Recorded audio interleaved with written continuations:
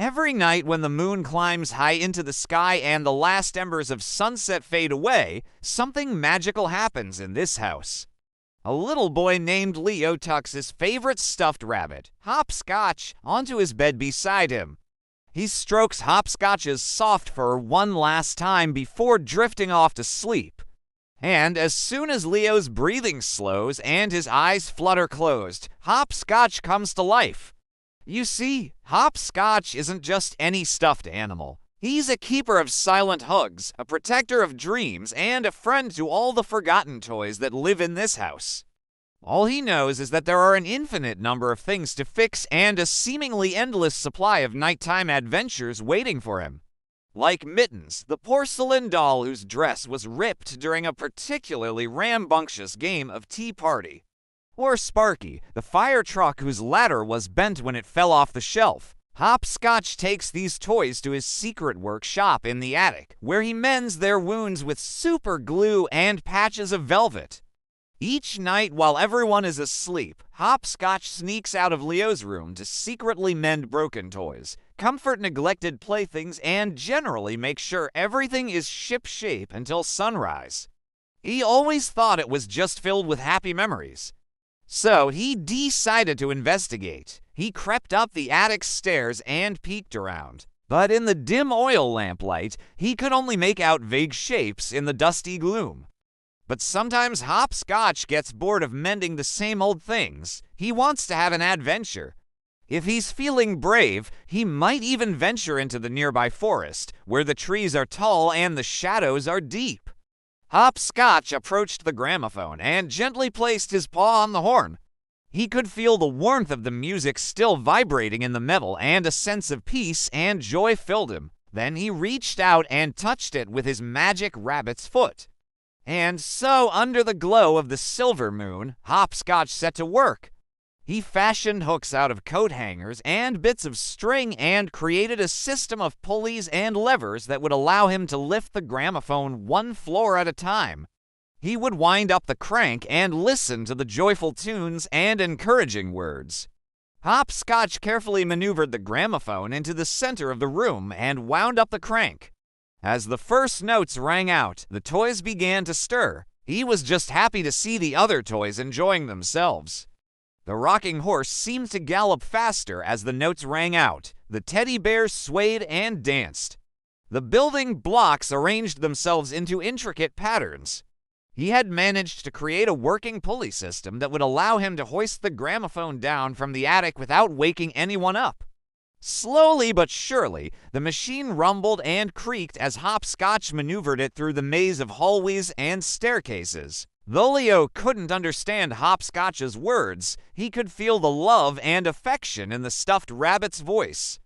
He gathered the other toys around him and told them that they must go back to their places until nightfall. Soon, the sky would be filled with the vibrant colors of day and the magic of the night would fade away. But Hopscotch didn't mind. He knew that he would have another chance to bring joy to these toys tomorrow night. And in that moment, Hopscotch realized that he wasn't just a keeper of silent hugs. He was a bringer of joy, a sharer of dreams, a friend to all the forgotten toys. The music made Hopscotch feel so happy, and it gave him an idea.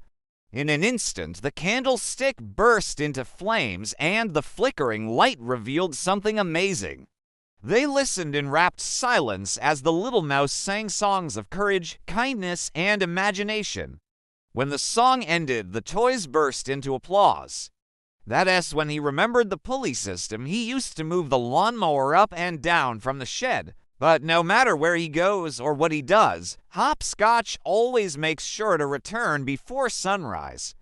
And as Hopscotch watched, mesmerized, a tiny mouse wearing a top hat emerged from the horn and began to dance. The little mouse danced and sang and told stories in a voice like tinkling bells. And Hopscotch was completely captivated, so he'll sneak out into the garden and explore the world beyond the house. Hopscotch's heart went out to whoever was up here all alone making such a sad noise. He wanted to help, but he needed more light. He couldn't quite make out what it was, but it sounded like a sob. First, he hops down the drain pipe and checks on the swing set outside. The wind has tangled up the ropes and the chains are squeaking, so Hopscotch uses his super strength to straighten everything out and sing a little song to calm the chains. Hopscotch has been doing this every single night for as long as he can remember, though he doesn't remember much from before Leo adopted him from that dusty old antique store. And so after kissing Leo on the forehead, Hopscotch tiptoes out of the bedroom window and onto the windowsill.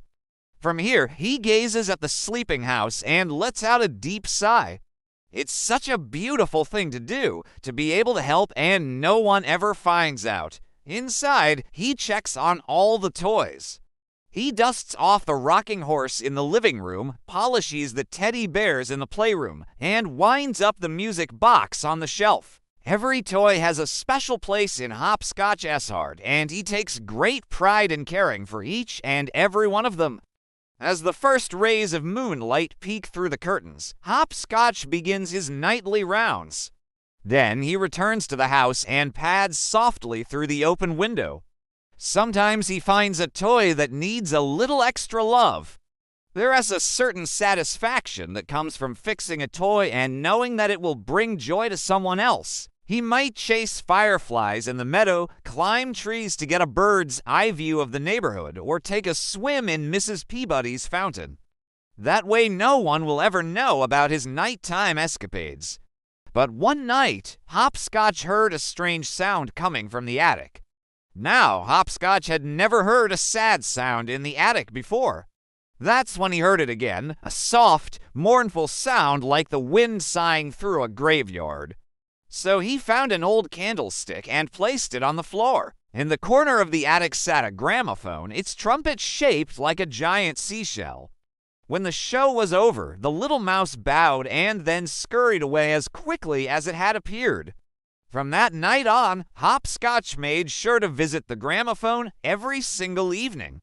He wanted to share this joy with the other toys, but how could he possibly drag a giant gramophone downstairs without anyone hearing him? It would take a lot of work to rig it up, but it was definitely possible. It took several nights to complete, but eventually Hopscotch stood back and surveyed his work with pride. And finally, on a night as dark as ink, Hopscotch loaded the gramophone onto his makeshift elevator and began to lower it down. Finally, he arrived in the playroom, where most of the toys lived. Teddy bears, rocking horses, and building blocks alike emerged from their shelves and gathered around the gramophone. They cheered and they laughed and they thanked Hopscotch for bringing the music to them. But Hopscotch wasn't interested in praise or adulation. And that's when he noticed something amazing. The gramophone wasn't just playing music, it was filling the toys with joy.